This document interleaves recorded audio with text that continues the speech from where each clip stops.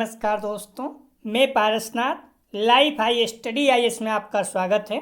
आज हम लोग राजा महेंद्र प्रताप सिंह राज्य विश्वविद्यालय अलीगढ़ के बीएड सेकेंड ईयर एग्जाम 2023 जो 16 मई 2023 को एग्जाम होने जा रहा है तथा साथ ही आगरा यूनिवर्सिटी का जो BEd second year re exam 2022-23 होने जा रहा है, उसके लिए पेपर 205 अर्थात पर्यावरणीय शिक्षा या इन्वायरमेंटल एजुकेशन का फुल प्रैक्टिस सेट 9 हल करेंगे।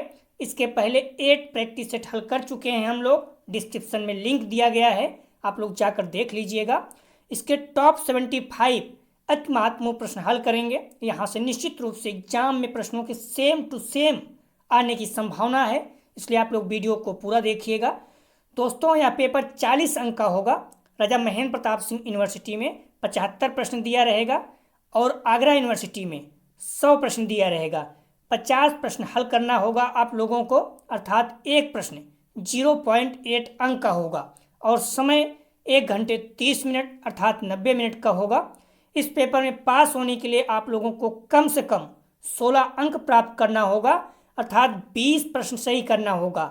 दोस्तों, प्रश्नों पर आएँ, लेकिन उससे पहले प्लीज़ आप लोग वीडियो को ज़्यादा से ज़्यादा शेयर कीजिए जिससे सभी लोगों को लाभ हो सके।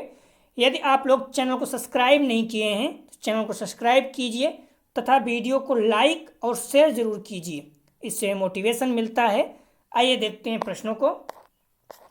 पेपर 205 बी अर्थात पर्यावरणीय शिक्षा बी, इसका फुल प्रैक्टिस सेट 9 हल करेंगे। पहले बता चुका हूँ, जो BD 205 है ये वैकल्पिक है, अर्थात यहाँ पर 5 पेपर में से कोई एक रखना है आपको। तो जो हम लोग हल कर रहे हैं इसका पर्यावरणीय शिक्षा अर्थात बी इन्वायरमेंटल एजुकेशन जो सेकंड वाला है, इसको हल करेंगे। बाकी काउंसलिंग एंड गाइडेंस ये सारे भी हैं जो लोग रखे होंगे। अच्छे से आप लोग मॉडल पेपर जो प्रीवियस प्रश्न आए हुए हैं उन्हें अच्छे से तैयार कर लीजिएगा, बहुत अच्छे अंक आएंगे। आइए देखते हैं प्रश्नों को। आप लोग ध्यान रखना एक पॉइंट को और भी, यदि आप लोग प्ले लिस्ट में जाना चाहते हैं, जो BD 205 है इसका प्ले लिस्ट बना हुआ है। आप यहाँ पर जैसे क्लिक करेंगे, इस जगह पर कहीं भी क्लिक करेंगे आप पहुँच जाएंगे और सारे वीडियो जितने भी 8-9 वीडियो हैं वहाँ पर सारी वीडियो आपको मिल जाएगी। तो आप लोग क्रम से देख सकते हैं 1 से 9-10 तक। पहला प्रश्न है, इसका महत्वपूर्ण है, प्रश्न आ सकता है। स्वच्छ गंगा अभियान का कार्यालय भारत में कहाँ स्थित है? ए प्रयागराज, बी हरिद्वार, सी वाराणसी, डी कानपुर। तो स्वच्छ गंगा अभियान का कार्यालय भारत में कहाँ स्थित है? सही जवाब हो जाएगा इसका सी, वाराणसी। अगला प्रश्न है, वन की कटाई का क्या प्रभाव होता है? सही जवाब हो जाएगा इसका, ध्यान रखना 2 का। ए मृदा अपरदन, बी जल आपूर्ति की विश्वसनीयता में कमी, सी वर्षा की मात्रा में गिरावट, डी उपरोक्त सभी। तो वनों की कटाई का क्या प्रभाव होता है? सही जवाब हो जाएगा इसका डी, सभी। मृदा अपरदन था मिट्टी का कटाव होता है, जल आपूर्ति की विश्वसनीयता में कमी आती है, बिल्कुल, वर्षा की मात्रा में गिरावट होती है। इसीलिए लोग कहते हैं कि ज़्यादा से ज़्यादा आप लोग वृक्ष लगाइए, उससे कई फायदा है। एक तो मृदा अपरदन जो तक कम होता है, वर्षा भी होती है, प्लस जो है आपको शुद्ध ऑक्सीजन मिलती है, इसलिए आप लोग वृक्ष जरूर लगाएं। अगला प्रश्न है, सबसे बड़ा वर्षा जंगल निम्न स्थानों में से कहाँ स्थित है? ये कह रहा है कि विश्व में सबसे बड़ा वर्षा जंगल, कुल मिला के जंगल जो है कहाँ पर स्थित है?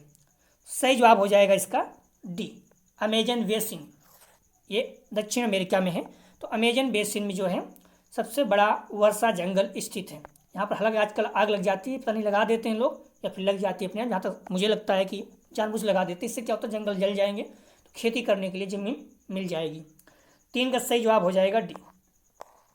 अपनी धरती पर विश्व में जो है 30% कम से कम, हालांकि 33% नॉर्मली होना चाहिए, लेकिन 30% माना गया है जंगल होना ही चाहिए, और भारत में लगभग 24% लगभग में है। प्रश्न है, एक पारिस्थितिकी तंत्र में आपस में जुड़ी श्रृंखलाओं की एक विस्तृत संख्या मिलकर एक बनाती है।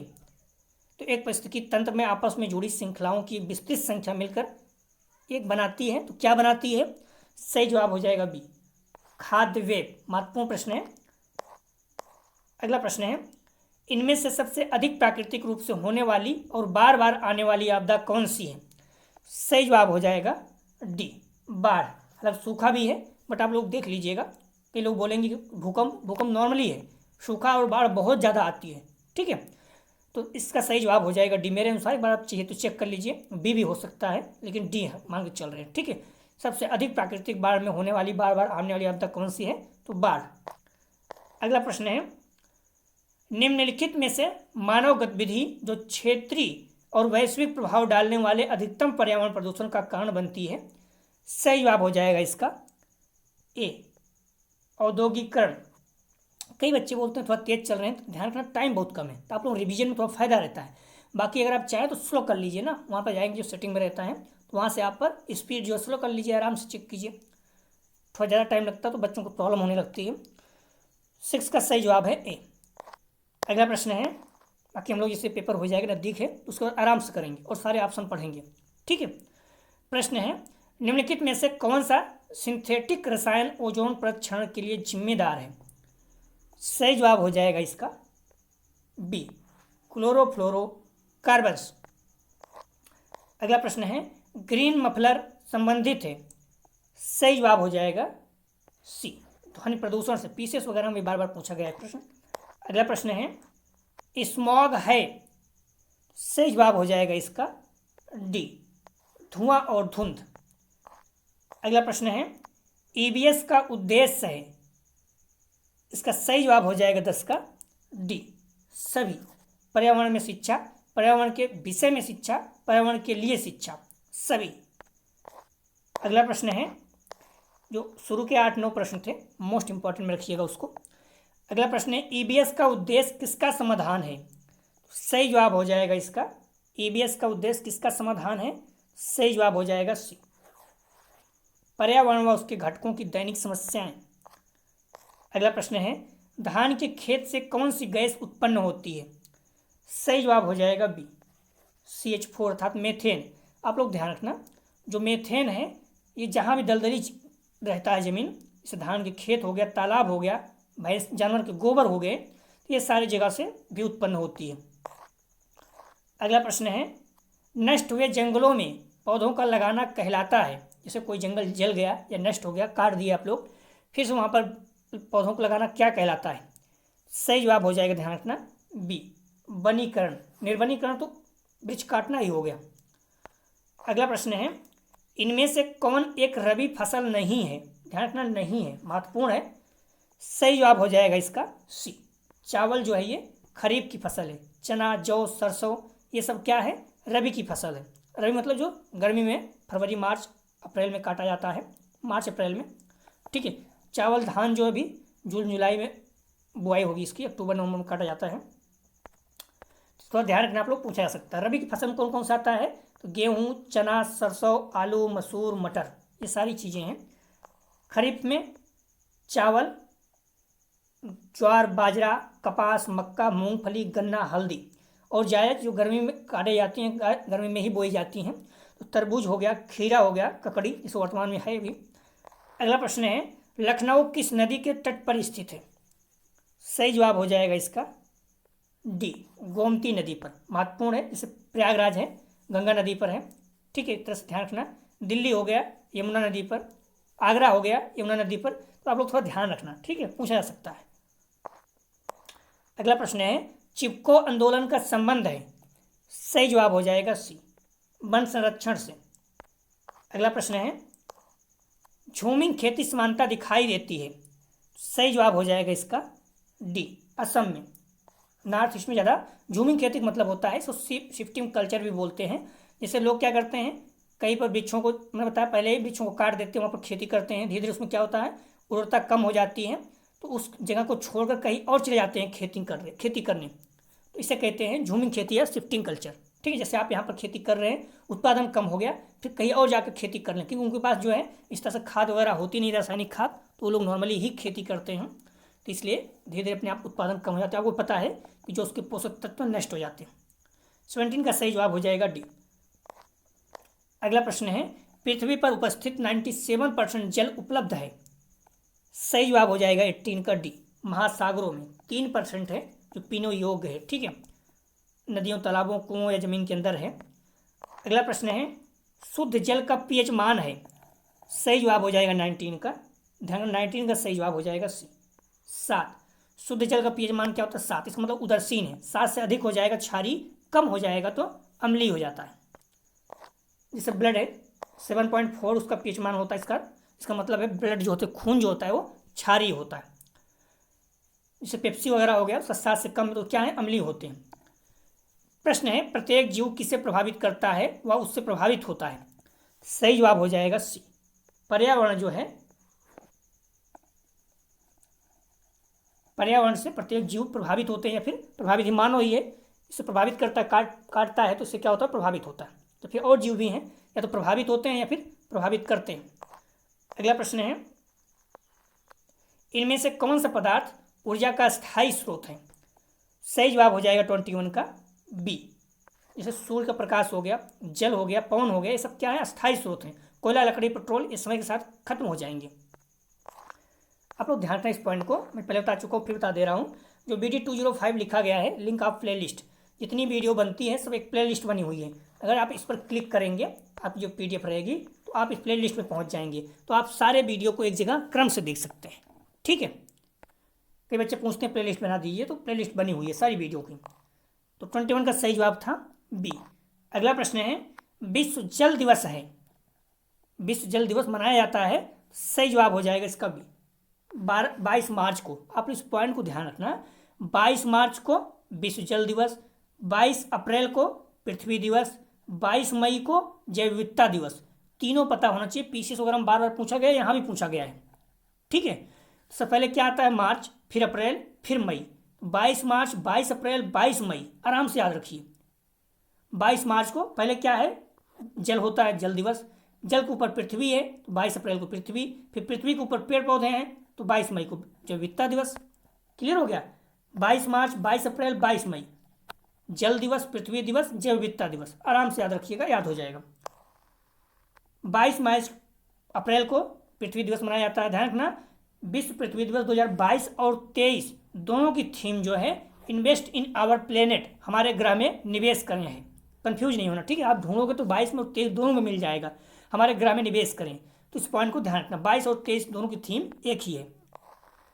और 22 मई को अंतर्राष्ट्रीय जैव विविधता दिवस या विश्व जैव विविधता दिवस मनाया जाता है। प्रश्न है ऊर्जा संकट का समाधान है, सही जवाब हो जाएगा 23 का सी, वैकल्पिक ऊर्जा।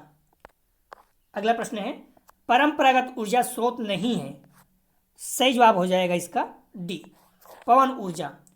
अगला प्रश्न ध्यान रखना, परंपरागत ऊर्जा के स्रोत कौन कौन से हैं, कोयला, पेट्रोल, प्राकृतिक गैस, जलमन, उपले, बिजली, ये सारी चीजें हैं। लेकिन जो गैर परंपरागत ऊर्जा के स्रोत हैं इसमें सौर ऊर्जा, पवन, वायु ऊर्जा, ज्वारी, बायोगैस, परमाणु ऊर्जा सभी आते हैं। अगला प्रश्न है सर्वप्रथम पारितंत्र शब्द का प्रयोग किसने किया, सही जवाब हो जाएगा इसका ए, एजी टांसले। अगला प्रश्न है मरुस्थल किसका अंग है, सही जवाब हो जाएगा ए, पारितंत्र का। अगला प्रश्न है हमली रिक्वेस्ट है आप लोग वीडियो को लाइक जरूर करें और शेयर करें, कॉलेज के ग्रुप दोस्त यार जो भी हैं, या फिर कॉलेज जिस कॉलेज आप एग्जाम दे रहे हैं वहाँ भी जो बच्चे बीएड की एग्जाम देने आ रहे हैं उनको बोलिए कि वो वीडियो को शेयर जरूर करें और लाइक करें, निश्चित रूप से आप लोगों को लाभ होगा। और आप लोग जिस कॉलेज से भी बीएड कर रहे हैं हमली रिक्वेस्ट है अपने जूनियर को इस चैनल के बारे में बताइए। हम लोग बीएड फर्स्ट सेमेस्टर का देख चुके हैं, उसमें बच्चों को बहुत ज़्यादा लाभ हुआ। 20-21 जून से फिर से शुरू है बीएड सेकंड सेमेस्टर का, उसका भी ऑब्जेक्टिव होगा, हम लोग हल करेंगे पूरा, बहुत ज़्यादा उन्हें लाभ होगा। तो इस चैनल के बारे में बताइए। कई बच्चे ऐसे जो बोलते हैं सर कि मेरा 2 पेपर खराब हो गया या फिर अच्छा नहीं हुआ, उसके बाद पता चला, तो मैं चाहता हूँ जो बच्चे पढ़ने वाले हैं सभी को शुरू में ही पता इस चैनल के बारे में चले, तो आप लोग इतना हेल्प कीजिए प्लीज़, क्योंकि और व्यू आता रहता है, सब्सक्राइबर बढ़ते हुए रहते हैं, थोड़ा अच्छा लगता है, मोटिवेशन रहता है। तो प्लीज़ आप लोग निश्चित रूप से फायदा हो रहा है। आप देख भी चुके BD 201 में लगभग 50 प्रश्न, 202 में लगभग 40 प्रश्न, 203 में लगभग 60 प्लस, 204 में लगभग 70 प्लस, 2-3 प्रश्न छोड़े सारे प्रश्न अपने प्रैक्टिस से ही आए हुए हैं। तो आप लोग देख चुके हैं, आपको बहुत ज़्यादा लाभ हो रहा है। तो प्लीज़ इसलिए वीडियो को लाइक और शेयर जरूर करें। प्रश्न है वृक्षों को ... भी कहते हैं, सही जवाब हो जाएगा 27 का ए, वृक्षों को क्या कहते हैं, उत्पादक कहते हैं। ठीक है, वृक्षों को उत्पादक कहते हैं। अगला प्रश्न है जल, प्रकाश, तापक्रम पारिस्थितिकी तंत्र के कौन से घटक हैं, सही जवाब हो जाएगा इसका ए, अजैविक। अजैविक को भौतिक घटक भी कहते हैं, इस पॉइंट को ध्यान रखना आप लोग। पारितंत्र के दो घटक हैं, कौन कौन से? अजैविक, जैविक। मैंने पहले बताया अजैविक को भौतिक घटक भी कहते हैं। अगला प्रश्न है, उस ध्यान रखना, जैविक अजैविक घटक में कौन कौन से आते हैं? भौतिक कारक, अकार्बनिक कारक, कार्बनिक कारक। भौतिक कारक में कौन कौन से आते हैं? तापमान, आर्द्रता, प्रकाश, वायुमंडलीय दाब। अकार्बनिक में कौन कौन आते हैं? जल, ऑक्सीजन, कार्बन डाइऑक्साइड, नाइट्रोजन। और कार्बनिक में कौन कौन से आते हैं? Protein, carbohydrate, lipid. जैविक में कौन कौन से आते हैं? जैविक में पहला उत्पादक, हरे पौधे उत्पादक होते हैं, जो पूछा गया है। उपभोक्ता, जंतु आते हैं इसमें। और तीसरा पॉइंट है अपघटक, सूक्ष्म जीव। तो ये सारी चीज़ें आते हैं। तो आप लोग पीडीएफ प्राप्त कर लीजिएगा और देख लीजिएगा, इसे अच्छे से तैयार कर लीजिएगा। डिस्क्रिप्शन और कमेंट सेक्शन दोनों जगह पर व्हाट्सएप ग्रुप और टेलीग्राम ग्रुप का लिंक दिया गया है, आप लोग ज्वाइन कर लीजिए। मैं विश्वास दिलाता हूँ आप लोग बहुत अच्छे अंक आएंगे यदि आपको अच्छे से तैयार कर लेते हो सारे प्रश्नों को, जिसका हम लोग प्रैक्टिस सेट हल कर रहे हैं। इस प्रैक्टिस सेट में प्रीवियस में आए हुए प्रश्नों को, यूपी टेट सी टेट में आए हुए प्रश्नों को, प्लस जो महत्वपूर्ण प्रश्न लगता है कि एग्जाम में आ सकते हैं, सारे प्रश्नों का संकलन है। निश्चित रूप से यहाँ पर एग्जाम में आपको सेम टू सेम प्रश्न देखने को मिलेगा। बाकी आपको विश्वास हो ही गया होगा क्योंकि 4 पेपर हो चुके हैं, आप देख भी चुके हैं। जैव विविधता का प्रकार नहीं है, सही जवाब हो जाएगा डी, प्रादेशिक विविधता। अगला प्रश्न है, ध्यान रखना, आमतौर पर जैव विविधता के 3 स्तरों पर चर्चा की जाती है: अनुवांशिक, प्रजाति और पारिस्थितिकी तंत्र। अनुवांशिक विविधता सभी अलग अलग पौधे, जानवरों, कवक, सूक्ष्म जीवों में निहित सभी अलग अलग जीन हैं। अगला प्रश्न है, वन प्राणियों की नीति कथाओं से संबंधित पुस्तक है, मतलब ऐसी कौन सी पुस्तक है जो वन प्राणियों की कथाओं के बारे में कथाएं बताती है? सही जवाब हो जाएगा 30 का ए, पंचतंत्र। कहा जाता है पंचतंत्र में जो वन प्राणी है उनकी कहानियां लिखी गई है, बताई गई है। अगला प्रश्न है, किस उद्योग में विलायकों द्वारा सर्वाधिक वायु प्रदूषण होता है? सही जवाब हो जाएगा ए, पेंट व पालिश। अगला प्रश्न है, मोटर वाहनों से निकलने वाला कौन सा प्रदूषक मानव स्वास्थ्य पर घातक प्रभाव डालता है? सही जवाब हो जाएगा इसका बी, सीसा। अगला प्रश्न है, वायु प्रदूषण का दुष्प्रभाव है ए, चक्रवात, बी, अम्लीय वर्षा, सी, मूसलाधार, डी, आंधी। सही जवाब हो जाएगा बी, अम्लीय वर्षा जो है वह वायु प्रदूषण का दुष्प्रभाव है। अगला प्रश्न है, एक अविघटनीय प्रदूषक है। सही जवाब हो जाएगा ए, प्लास्टिक जो है ये अविघटनीय है, बाकी लकड़ी, लोहा, मिट्टी के बर्तन ये सारे विघटित हो जाते हैं। महत्वपूर्ण प्रश्न बार बार पूछा जाता है। अगला प्रश्न है, निम्नलिखित में से कौन सा कारक नदी जल प्रदूषण के लिए सर्वाधिक रूप से उत्तरदायी है? निम्नलिखित में से कौन सा कारक नदी जल प्रदूषण के लिए सर्वाधिक रूप से उत्तरदायी है? सही जवाब हो जाएगा सी, औद्योगिक अपशिष्ट जो है ये सबसे ज्यादा नदी का जल इससे प्रदूषित होता है। अगला प्रश्न है, प्रदूषित जल के प्रयोग से होने वाला प्रमुख रोग है? सही जवाब हो जाएगा इसका बी, आंध्र शोध। अगला प्रश्न है, समुद्री सतह पर तेल के फैलाव को कहते हैं, समुद्री सतह पर तेल के फैलाव को कहते हैं? सही जवाब हो जाएगा सी, ऑयल स्लिक। अगला प्रश्न है, मृदा प्रदूषण से तात्पर्य है? सही जवाब हो जाएगा इसका, ध्यान रखना, मृदा प्रदूषण से तात्पर्य है मृदा की उर्वरक शक्ति का ह्रास। ठीक है, अगर मृदा की उपज में गुणवत्ता का विकास हो रहा है इसका मतलब फिर प्रदूषित हो ही नहीं रहा है। मृदा की उर्वरक शक्ति में वृद्धि, तो ये भी गलत है।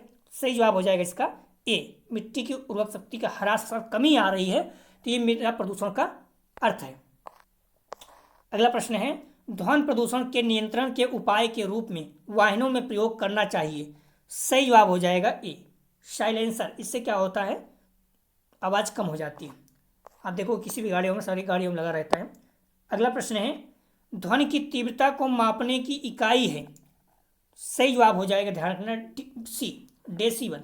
ध्वनि की तीव्रता को मापने की इकाई है, सही जवाब हो जाएगा सी, डेसिबल। आप लोग ध्यान दीजिएगा, पढ़ते पढ़ते कभी माइंड काम नहीं करता तो गलत भी हो जाता है या बोल देते हैं, तो जो लिखा गया है वो सही है।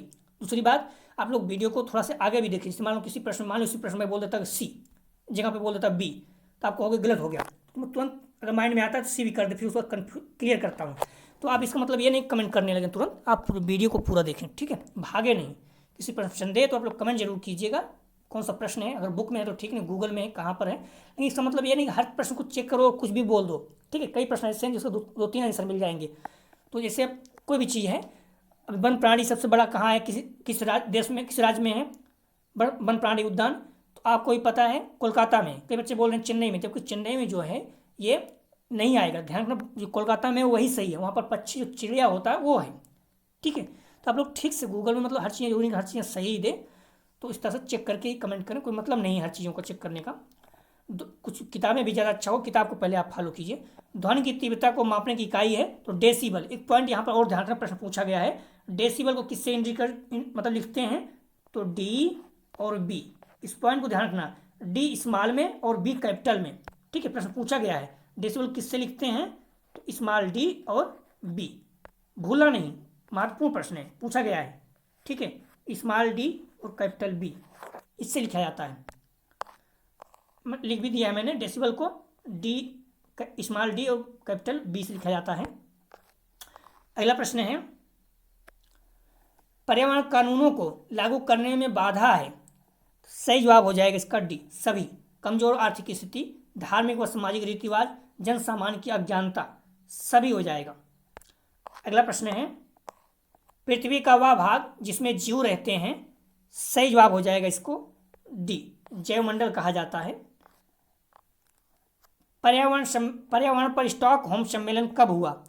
सही जवाब हो जाएगा सी, 1972 में। अगला प्रश्न ध्यान रखना, अंतर्राष्ट्रीय पर्यावरण चेतना एवं पर्यावरण आंदोलन के प्रारंभिक सम्मेलन के रूप में 1972 में संयुक्त राष्ट्र संघ ने स्टॉकहोम में दुनिया के सभी देशों का पहला पर्यावरण सम्मेलन आयोजित किया था। अगला प्रश्न है, कौन सा विषय पर्यावरण से संबंधित है? सही जवाब हो जाएगा इसका डी, उपरोक्त सभी। जंतु वनस्पति विज्ञान, रसायन शास्त्र, दर्शन शास्त्र, सभी। अगला प्रश्न है, वायुमंडलीय गैसों में ऑक्सीजन का प्रतिशत है लगभग। सही जवाब हो जाएगा 45 का बी। ध्यान रखना, वायुमंडल में जो ऑक्सीजन है इसका 20% है। ठीक है, 20.95% है, लगभग 21% है। ठीक है, नाइट्रोजन कितना है? 78% है। तो इस तरह से ध्यान रखना, दोनों पूछा गया है। ऑक्सीजन कितना है? 21%। हमारे वायुमंडल में सर्वाधिक प्रचुरता में पाई जाने वाली गैस कौन सी है? तो सही जवाब हो जाएगा इसका बी, नाइट्रोजन, 78%, पहले बताया हूँ। और ऑक्सीजन कितना है? 21%। अगला प्रश्न ध्यान रखना, 78.08%, उसके बाद ऑक्सीजन पाई जाती है, इसकी मात्रा है 20.95 या फिर 21%, याद रखिए। अगला प्रश्न है, वायुमंडल के बाहरी भाग को कहते हैं। सही जवाब हो जाएगा इसका बी, एक्सोस्फियर। ठीक है, ध्यान रखना आप लोग। अगला प्रश्न है, ध्यान रखना, पृथ्वी के वायुमंडल की 5 परत है। कौन कौन से? क्षोभमंडल सबसे निचली परत है, समताप मंडल उसके बाद, फिर मध्यमंडल, आयत मंडल और वायुमंडल। ठीक है। संयुक्त प्रश्न है, संयुक्त राष्ट्र पर्यावरण कार्यक्रम स्थापित हुआ। सही जवाब हो जाएगा इसका डी, 1972 में। अगला प्रश्न है, नैरोबी केन्या में इसका मुख्यालय है। चिपको आंदोलन प्रारंभ किया गया। सही जवाब हो जाएगा डी, सुंदरलाल बहुगुणा द्वारा। आप लोग खाना बना रहे हैं या भोजन कर रहे हैं, कभी भी लेकर आप अगर नहीं पढ़ सकते हैं मॉडल पेपर या कई चीज़ें, तो आप मोबाइल चला कर देखते रहें। इससे क्या होगा, आपको दिमाग में प्रश्न बैठेगा और जब आएगा तो आप निश्चित रूप से सही कर दोगे। अगला प्रश्न ध्यान रखना, चिपको आंदोलन की पहली लड़ाई 1973 की शुरुआत में उत्तराखंड के चमोली जिलों में हुई थी। प्रश्न है, वायुमंडल का सर्वाधिक ठंडा भाग है। सही जवाब हो जाएगा, ध्यान रखना, बी, मेसोस्फियर। मेसोस्फियर इसको मध्यमंडल कहते हैं। मध्यमंडल का सबसे ठंडी परत वायुमंडल परत है। मध्यमंडल सबसे ठंडी वायुमंडलीय परत है। मध्यमंडल पृथ्वी की सतह से ऊपर लगभग 50 और 80 किलोमीटर के मध्य स्थित है। मध्यमंडल का औसत तापमान लगभग माइनस, ध्यान रखना, -85 डिग्री सेल्सियस है। या शून्य होने पर पता नहीं क्या हो जाता है, माइनस है। अगला प्रश्न है, वायुमंडल का वह क्षेत्र जिसमें ओजोन परत है। सही जवाब हो जाएगा बी, स्ट्रेटोस्फीयर। ठीक है, पृथ्वी का वायुमंडल का 91% से अधिक ओजोन मुख्यतः स्ट्रेटोस्फीयर अर्थात समताप मंडल में पाई जाती है। 10% लगभग क्या होता है, क्षोभ मंडल में पाई जाती है। तो पृथ्वी की सतह से लगभग 10 किलोमीटर से अधिक, पृथ्वी का लगभग 30 किलोमीटर की दूरी तक स्थित है। यद्यपि इसकी मोटाई मौसम और भौगोलिक दृष्टि से बदलती रहती है। प्रश्न है अगला, सदाबहार वनों का प्रमुख लक्षण है। सही जवाब हो जाएगा इसका सी, वर्ष पर्यंत वर्षा होती है। सदाबहार वनों में क्या होती है, वर्ष भर यहाँ पर वर्षा होती रहती है। अगला प्रश्न है, भारत का वन शोध संस्थान स्थित है। सही जवाब हो जाएगा 53 का, 53 का सही जवाब हो जाएगा ए, देहरादून में। ठीक है, तो इस पॉइंट को ध्यान रखना, भारत का वन शोध संस्थान कहाँ स्थित है, देहरादून। महत्वपूर्ण, मोस्ट इंपोर्टेंट रखिएगा, बार बार पूछा जाता है। और सदाबहार वन जो है, इस पॉइंट को भी आप लोग ध्यान रखना, सदाबहार वन जो है पश्चिम बंगाल अर्थात कोलकाता, पश्चिम बंगाल में पाया जाता है। ठीक, इस पॉइंट को ध्यान रखना, कभी पूछ सकता है। अगला प्रश्न है, वन संरक्षण अधिनियम लागू किया गया था। सही जवाब हो जाएगा ए, ध्यान रखना, वन संरक्षण अधिनियम 1980 में, और वन जीव रहेगा तो 1972 में। अगला प्रश्न है, वनों की निम्न में से क्या उपयोगिता है। सही जवाब हो जाएगा इसका ए, वन मानसून के दौरान वर्षा लाते हैं। अगला प्रश्न है, सबसे अधिक ऊर्जा उत्पन्न करने वाला स्रोत है। सही जवाब हो जाएगा 56 का सी, सौर ऊर्जा जो है ये सबसे अधिक ऊर्जा उत्पन्न करता है। अगला प्रश्न है, मेधा पाटकर संबंधित हैं। मोस्ट इंपॉर्टेंट रखिएगा, सही जवाब हो जाएगा इसका ए, नर्मदा बचाओ आंदोलन से। ध्यान रखना, नर्मदा बचाओ आंदोलन से जितने लोग संबंधित हैं सभी का नाम आप लोगों को पता होना चाहिए, 3-4 लोग जो भी हैं। अगला प्रश्न है, बाढ़ को किसके द्वारा रोका जा सकता है। सही जवाब हो जाएगा बी, वृक्षारोपण से। अगला प्रश्न है, वर्षा में अम्ल का मापन किया जाता है। सही जवाब हो जाएगा डी, पीएच मीटर द्वारा। अगला प्रश्न है, पृथ्वी का औसत तापमान है। सही जवाब हो जाएगा, ध्यान रखना बी, 15 डिग्री सेल्सियस है।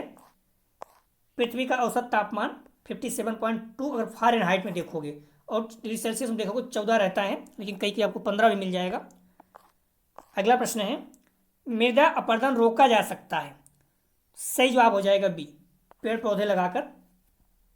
अगला प्रश्न है, इकोसिस्टम का अजैविक घटक है अर्थात भौतिक घटक। सही जवाब हो जाएगा डी, मिट्टी जो है ये अजैविक घटक में आता है। अगला प्रश्न है, प्राकृतिक एवं मानवीय क्रियाओं द्वारा व्यापक स्तर पर पर्यावरणीय गुणवत्ता की घटना को कहा जाता है। सही जवाब हो जाएगा ए, अपघटक। अगला प्रश्न है, पौधे के विकास के लिए आवश्यक पोषक तत्व किसके द्वारा मृदा में वापस पहुंच जाते हैं। सही जवाब हो जाएगा ए, अपघटक। 64 का सही जवाब है ए। हमारी रिक्वेस्ट है आप लोग वीडियो को लाइक जरूर करें और शेयर जरूर करें। कभी कभी देखता हूँ कि लोग देखते रहते हैं, लाइक के नाम पे पता नहीं क्यों आप लोग लाइक नहीं करते, उससे हमें मोटिवेशन मिलता है, कुछ आपको नुकसान नहीं होता है। क्लियर बता दूँ, आपका कोई नुकसान नहीं होता लाइक करने पर, इसलिए आप लोग लाइक जरूर करें। और अगर आप जुड़े हैं तो निश्चित रूप से आपको लाभ हो रहा है, तभी आप जुड़े हैं ना। अगर जुड़े हैं तो आप भी इतना प्लीज़ हेल्प कीजिए, बहुत मेहनत लगता है प्रश्नों को बनाने पर। आप समझो, सारा दिन चला जाता है 1-2 टेस्ट लेने में या कराने में। आपको बेनिफिट हो रहा है तो आप वीडियो को शेयर जरूर करें, प्लीज़ इतना आपसे रिक्वेस्ट है। वीडियो को लाइक और शेयर जरूर करें, क्योंकि अगर व्यू आते रहेंगे, सब्सक्राइबर बढ़ते रहेंगे, तो अपने आप को मोटिवेशन मिलता है और फिर हम लोग जुड़े रहेंगे। निश्चित रूप से आप लोगों को लाभ हो रहा है, तो प्लीज़ वीडियो को लाइक और शेयर जरूर करें। प्रश्न है, निम्नांकित में से कौन सा जीव शाकाहारी नहीं है। सही जवाब हो जाएगा सी, शेर जो है ये मांसाहारी में आता है। हिरन, गाय, बकरी ये सब जो होते हैं शाकाहारी में आते हैं।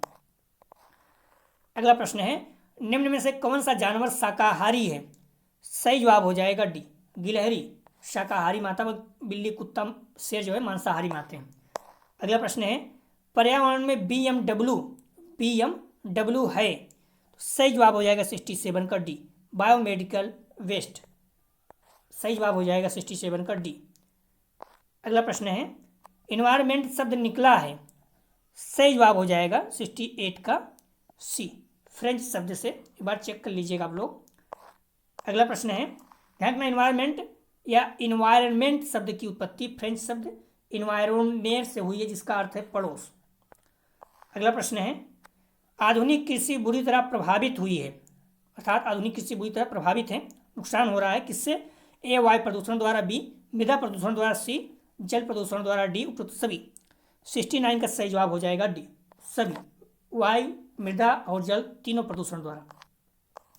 अगला प्रश्न है, निम्नलिखित में एक मानव निर्मित पारिस्थितिकी तंत्र है। सही जवाब हो जाएगा बी, एक्वेरियम। अगला प्रश्न है, टेंसले द्वारा प्रतिपादित पद है। सही जवाब हो जाएगा बी, पारिस्थितिकी तंत्र। अगला प्रश्न है सांस्कृतिक पर्यावरण में सम्मिलित है। सही जवाब हो जाएगा डी। बी और सी दोनों आप लोग गूगल कर लीजिएगा, ठीक है। सांस्कृतिक पर्यावरण में सम्मिलित है तो भौतिक पर्यावरण और अभौतिक दोनों आ जाएगा, ठीक है। कई लोग बोलते हैं कि नहीं सिर्फ सी ही है, तो आपको बता दूं सांस्कृतिक पर्यावरण में भौतिक अभौतिक दोनों सम्मिलित है, ठीक है। इसका सही जवाब हो जाएगा 72 का डी। अगला प्रश्न है सांस्कृतिक पर्यावरण के अंतर्गत धर्म, नैतिक, ध्यान रखना, प्रथाएं, लोकाचार, कानून, व्यवहार, प्रतिमान, समस्त भौतिक और अभौतिक वस्तुएं जैसे रेल, मकान, सड़क आदि आते हैं। आप लोग ऐसे ही कमेंट मैं बोल दिया हूँ, किसी पर संदेह हो तो कमेंट करें, बताएं जरूर। इसका मतलब ये नहीं कि आप कुछ भी बोल दें, आप चेक कर लीजिए तब कमेंट कीजिए, ठीक है। अगर आपको संदेह है तो कमेंट मत कीजिए, पहले उसे चेक कीजिए, गलत रहे तभी। यदि कोई प्रश्न गलत हो तभी कमेंट कीजिए, संदेह नहीं ऐसा कोई कि हाँ मुझे संदेह है, ठीक है। उसको दिक्कत हो तो मुझे चेक करना पड़ता है, टाइम वेस्ट होता है। अगर आपको लगता है कोई प्रश्न गलत है तो आप बुक में देखिए या फिर गूगल पे देखिए, सही पूरा क्लियर हो जाए उसके बाद ही कमेंट कीजिए। जीवों का घनत्व संबंधित है। सही जवाब हो जाएगा इसका ए, आकारिकी अनुकूलन से। अगला प्रश्न है किसी एक क्षेत्र तक सीमित प्रजातियां कहलाती हैं। सही जवाब हो जाएगा इसका बी, स्थानिकी प्रजाति। हमारी रिक्वेस्ट है वीडियो को लाइक और शेयर जरूर करें। आप वीडियो देखें, देखने के बाद जाते समय लाइक करके ही जाएं। अगला प्रश्न है निम्नलिखित में एक जलवायवी कारक है। निम्नलिखित में एक जलवायवी कारक है। ए आर्द्रता, बी तापमान, सी मृदा, डी ए बी दोनों। सही जवाब हो जाएगा 75 का डी, ए बी दोनों। तो जलवायवी कारक है आर्द्रता और तापमान दोनों। आप लोग ध्यान रखना जलवायवी कारकों में वर्षण, तापमान, आर्द्रता, वायु, प्रकाश आदि भौतिक कारक सम्मिलित हैं। दोस्तों यह था वीडियो 205 अर्थात पर्यावरणीय शिक्षा का फुल प्रैक्टिस सेट 9। जो अगला प्रैक्टिस सेट हम लोग हल करेंगे फुल प्रैक्टिस सेट 10 हल करेंगे, ठीक है। और मैं पहले बता चुका हूँ यदि आप लोग सारे वीडियो एक जगह देखना चाहते हो तो प्लेलिस्ट बनाया हूँ, वहाँ पर जाना है। आप क्या करोगे, आप जो आपके पास PDF है इसी में आप सिर्फ इसी जगह पर क्लिक कर दो, बस कहीं भी क्लिक कर दो यहाँ पर, तो आपको जो है आप प्लेलिस्ट में पहुँच जाओगे, सारे वीडियो एक जगह मिल जाएगी, आपको देख सकते हैं, ठीक है। दोस्तों हम्बली रिक्वेस्ट है आप लोग वीडियो ज़्यादा शेयर कीजिए, कॉलेज ग्रुप दोस्त यार जो भी है, और लाइक करके ही जाइएगा प्लीज़। आप जहाँ भी एग्जाम दे रहे हो वहाँ भी चैनल के बारे में बताइए। हम लोग का समय मिलता है तो सीटेट की भी पढ़ाई करेंगे, और अपने आप जिस कॉलेज में पढ़ाई कर रहे हैं वहाँ जो आपके जूनियर हैं अर्थात BEd फर्स्ट ईयर के हैं उन्हें भी इस चैनल के बारे में बताइए प्लीज़। आप देखोगे यहाँ पर लेसन प्लान भी पड़े हुए हैं, प्लेलिस्ट में जाकर देख लोगे, आपको मिल जाएगा, और कोई भी सूचना हो आपको मिलती रहेगी। दोस्तों डिस्क्रिप्शन और कमेंट सेक्शन दोनों जगह पर टेलीग्राम व्हाट्सएप ग्रुप का लिंक दिया गया है, आप लोग ग्रुप ज्वाइन कर लीजिए जिससे आपको नोटिफिकेशन वीडियो का और जो है PDF प्राप्त हो सके। और PDF अगर आप देख के जाते हैं निश्चित रूप से आपको बहुत लाभ होगा। आप देख भी चुके हैं 201 में लगभग 50, 2 में 40, 203 में लगभग 60, 204 में लगभग 70 प्रश्न सेम टू सेम अपने प्रैक्टिस सेट से ही आए हुए हैं। तो इसलिए आप लोग जुड़े रहिए, विश्वास कीजिए, अच्छे से पढ़ाई कीजिए, बुक और मॉडल पेपर को प्लस अपनी PDF को अच्छे से तैयार कर लीजिए। सारे प्रश्न आपके बहुत अच्छे तैयार हो जाएंगे और एग्जाम में सेम टू सेम देखने को मिलेगा। दोस्तों हम्बली रिक्वेस्ट है वीडियो को लाइक और शेयर जरूर करें। वीडियो देखने के लिए धन्यवाद दोस्तों।